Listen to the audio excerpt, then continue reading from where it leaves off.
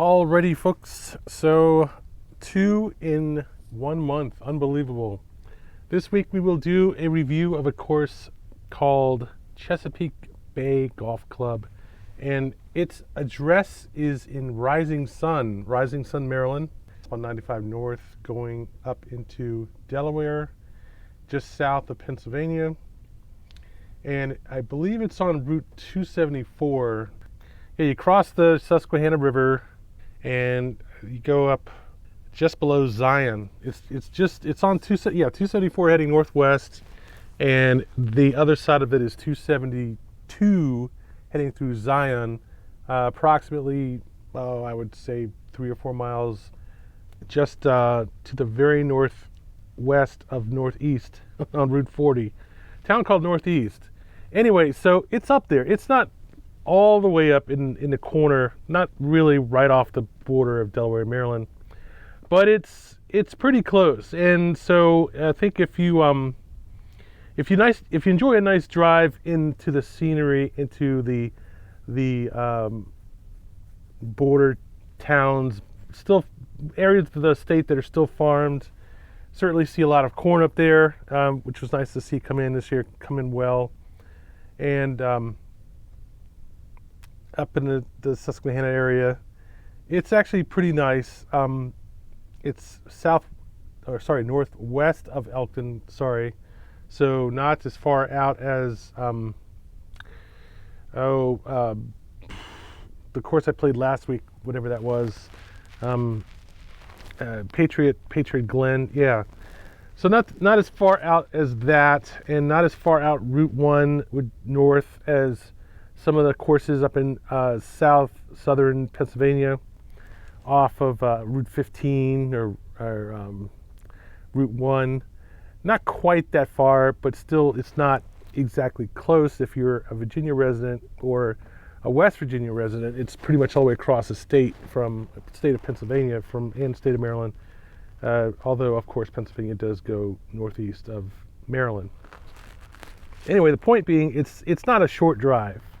It's not a long drive, and it's not quite at Rising Sun, probably about 5 miles, 10 miles to the southeast of Rising Sun, but it's about the same, maybe a little bit longer from Elkton to the northwest. So enough map reading.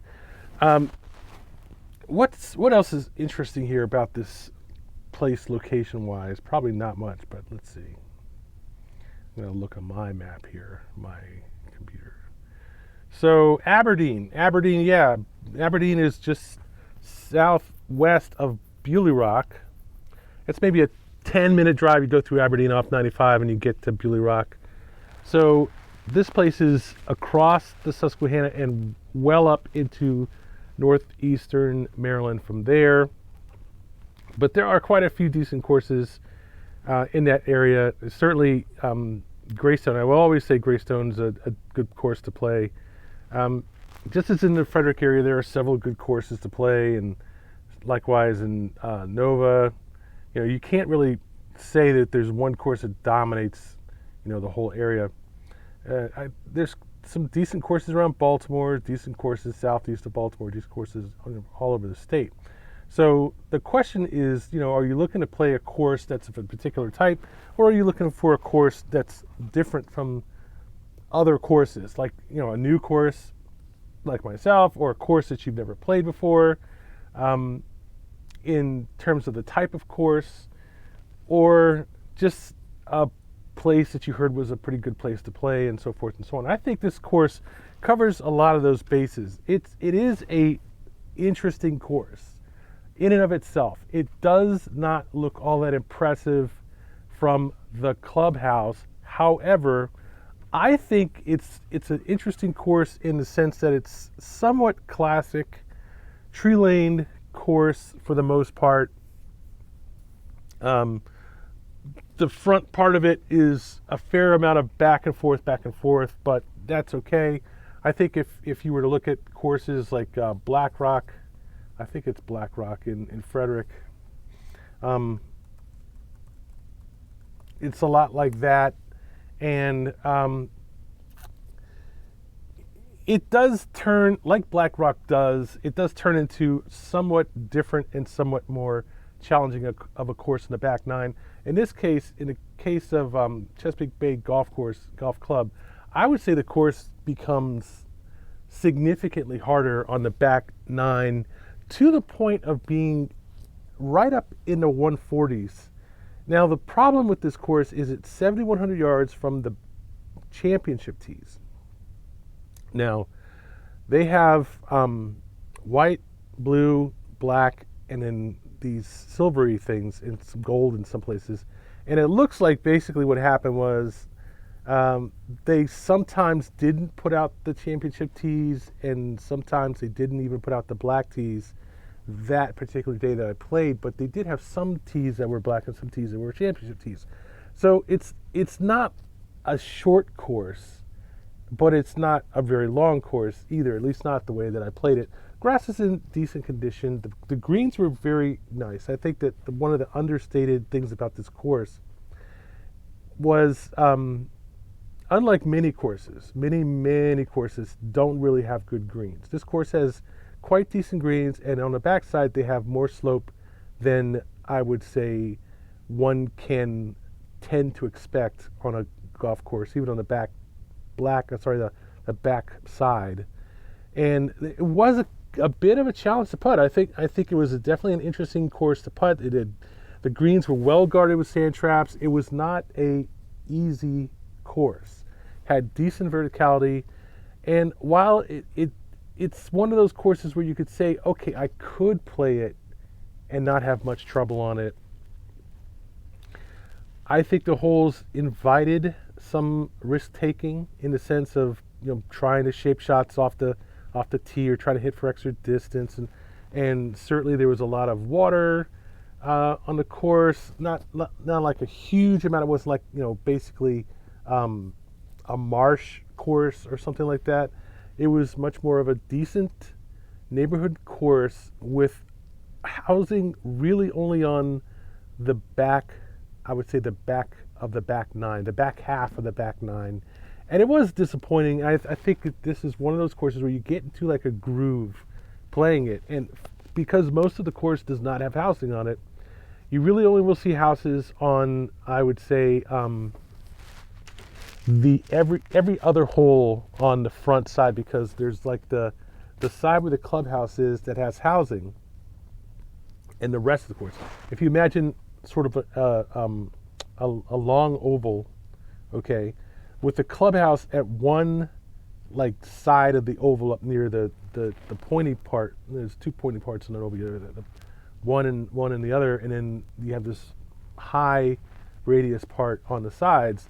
And if you put the clubhouse sort of near the pointy part on the south side, there's a pointy house, there's a clubhouse, there's a parking lot, and in that part of the course there are some houses, and then there's 274 that runs by the course. That part of the course, unfortunately, I think was really kind of ambushed, you know, like in Vietnam, and you're marching through the jungle, and next thing you know, you're getting attacked by the houses, the few houses that were there. And I think there was one tee box on the front side that had a house, or actually three houses right behind it, in sort of a classic thing where in some of these courses on the east, you play a course and then you go to you go to the green, you can see the next tee box, and right there in the tee box behind the tee box, you can see three houses right there, you know, not too far from the tee box. And there are some, like the 8th green, I think it was, no, there was the 9th green, where not only is there the clubhouse, but also there are some 3-story houses behind them, and behind the clubhouse. And then on the other side of the clubhouse, other side of the parking lot, there are some houses that you see coming down from 15. Like 15 is a par 3, 16 is a par 4, 17 you go out away from the clubhouse, and that's inside the par 3, that's 15. And then 18 is this long kind of dogleg crescent right hand uphill, downhill around the lake that goes back up to the green. It's an elevated green. And it's a pretty nice hole, actually. It's not too big, not too short, and not too easy, not too hard. A nice finishing hole. And unfortunately, I have to admit, I got into a groove playing this course where you really weren't worried too much about distractions. You could hear some road noise off in the distance from 274. You could hear some mowing at the houses off in the distance. You could hear what sounded like a short track, right? Like a car racing track, flat track. If you like Mopars, great. Way off in the distance. When you're on the front side, it's not right there with you, and when you're on the beginning of the backside, it's way away from you. But as you come back on the middle of the backside, 14, 15, 16 are right there next to 274, and then 17 to 18 are right there next to the parking lot, which is again not too far from 274. And I think that unfortunately the course kind of gets ruined right there. And I know for a fact when I played 14, 15, 16, and 17, there's like a cluster of houses right there on 15, and there were two people blowing cuttings off their driveway and a guy with a riding mower right there, okay? And it just got to be too much. It's the cutting, the blowing, the car racing, the road traffic that goes by on 274, the little street that goes up the part where the tee box is for number 15, where there's a section of houses, and it was like, God, man, I was like walking up from 14, the green to 14 to 15 going, normally this kind of thing would bother the hell out of me, but right now it isn't bothering me. I don't know, it's kind of weird how that works. I was literally thinking that, and then the next thing I know, all hell broke loose right there in that corner. And on top of that, the people I was playing behind, there's a foursome I was playing behind and a twosome that was playing behind me, and the guys playing behind me were pretty good, and they weren't giving me a lot of slack, on my play, but I'm sitting there waiting and waiting and waiting and waiting and waiting and waiting and waiting for this group ahead of me to play, and they were just so slow. And man, I could tell you, it's really hard when you're worried about getting cold, when you play a course that's not easy, you've never played it before, it's not easy, and you've got all these distractions coming from the sides, and then you have to go out and play your shot. And it just doesn't take much to make it go from a good experience to a bad experience. And right there in that moment, I have to admit, it went to a bad experience. It didn't get any better. Me, the two guys playing behind me, and the two guys playing behind them, we all just basically went in a clubhouse, and right at the green for 16, which is next to the big old turn of the Revolution mansion. We all just basically went in a clubhouse or goofed around right there and just waited for the foursome that were holding us up to just get out of the way. Literally, get the F out of the way, because they were so slow, and we really had no choice but to sit there and wait. It was either sit there and wait. I went inside, had something to eat, and came back out. I was hoping for the two guys behind me to go past, and sure enough, they had passed, and they had gone back to the tee box for number 15 to play 15 and 16 again. It was that bad. And then the group behind them was playing 18 when I played 17, finished 17. 17 is actually a pretty tricky hole. There really are a couple holes in this course that are pretty tricky, and it's not something you can really go out there and just goof around on. It doesn't look all that visually impressive, but it does have some good, decent, tricky holes. And I made a list of 10 things that made a hole tricky versus interesting versus easy. This course would have probably most of those 10 things on a number of the holes. You can't really take it for granted. It does look like a straightforward, easy course on some holes, yes.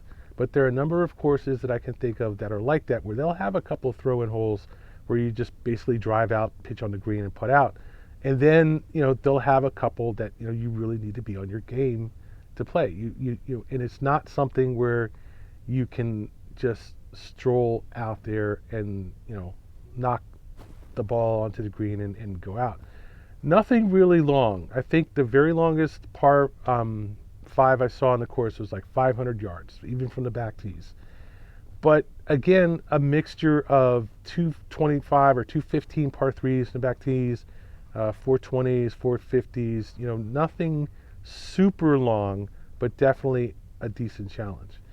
And so I think all in all, like most golf courses, it does actually depend on what's going on around the course, and it does actually depend on who's playing ahead of you. And that can make any course a good experience or a bad experience. And God help you if you get stuck behind a foursome that's slow, not really good players playing on a tough course. I mean, just there's not a whole lot you can do about that.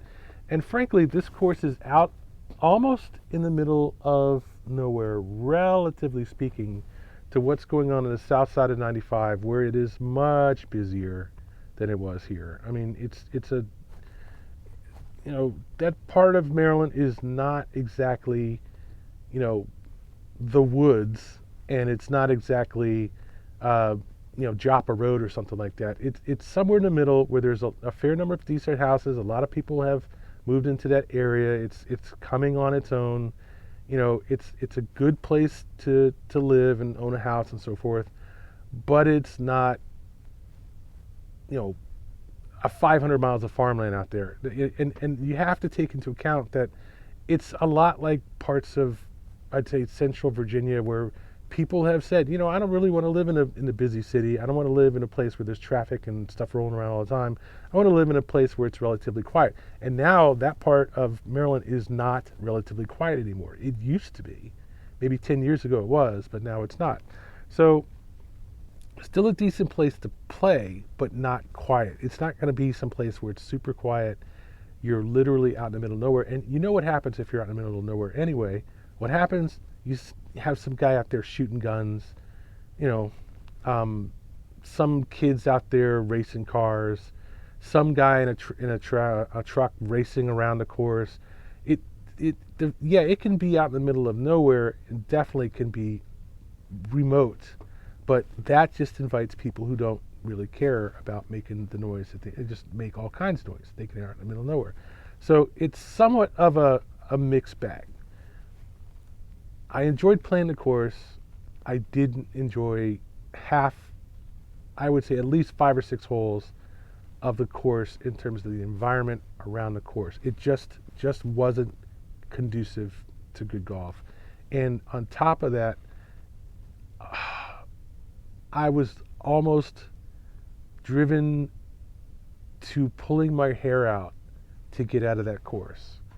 And I don't think I've ever had that experience before, where I was in the parking lot muttering to myself, I just can't get out of here. I'm stuck in the course. I can't get out of this place.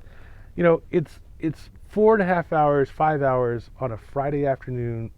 Yes, admittedly, it was after 2 o'clock, and yes, admittedly, it was, I won't say packed. It certainly wasn't packed.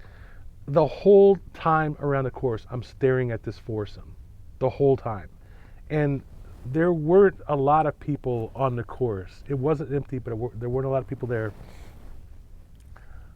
All I can say is the course was better than the experience I had playing it. I think it was a decent course. I enjoyed playing it. I certainly would recommend it as a golf course, but at the same time, Lord help you if you get stuck behind somebody slower than you. I mean, like, just anyone who's really slow. You don't want to be sitting out on any course, much less this one. The only good thing about it is they have a really nice clubhouse, really nice staff there, really nice, decent restaurant, and it was just a really picturesque place to play. And thank God they had a great menu there. I was able to get some pulled pork sandwiches and stuff. It was really good. And probably the only thing I really regretted about the course was they didn't have Bud Light in those aluminum bottles where you can twist the top, because I always get those, and it's great to be able to drink out of them and seal it, just seal it completely. And they only had pop top bottles, or cans. So that was my only really real regret. I guess the other thing is I didn't see a cart go around there either. But then again, I didn't start until 2 o'clock. So decent course. I would give this course a B, B star. You know, it's not a B course. It's not like that. But to me, I really grade a little bit high. Let's put it that way. But this course did have a lot going for it, and as such, I can't give it a bad grade. It was just too good of a course to get a bad grade, but not good enough of an experience for me to say I really enjoyed it. It was okay. It was nice to play it once, and you know, sure, at some point I'd like to go out and play it again, but I hopefully never go through this experience again in a golf course. It just was not fun. For the last 5 holes were a disaster, were a nightmare, honestly. In fact, the only thing I really liked about it on the last 5 holes was the fact that the 17th and 18th holes were actually pretty decent challenges, and you know, I did have, and when I was the only one out there, you know, I'm finishing the course, I'm the only one out there, you know, then yeah, it started to come back and play pretty well, and so I will say not bad, okay, not bad at all. Definitely out of the norm for a golf course, and definitely enjoyable. But you just gotta get good luck and not have to sit back and watch people who really cannot play struggle around the course for at least 9 holes. At least the backside, I had to watch this. That's Chesapeake Bay Golf Club is a public course. The round was $65 on a Friday afternoon. Weather was awesome, bright as hell, but the weather temperature was nice. Just a decent round all around. God help you if the demons of golf kick in and ruin it for you. That's a decent B-star course.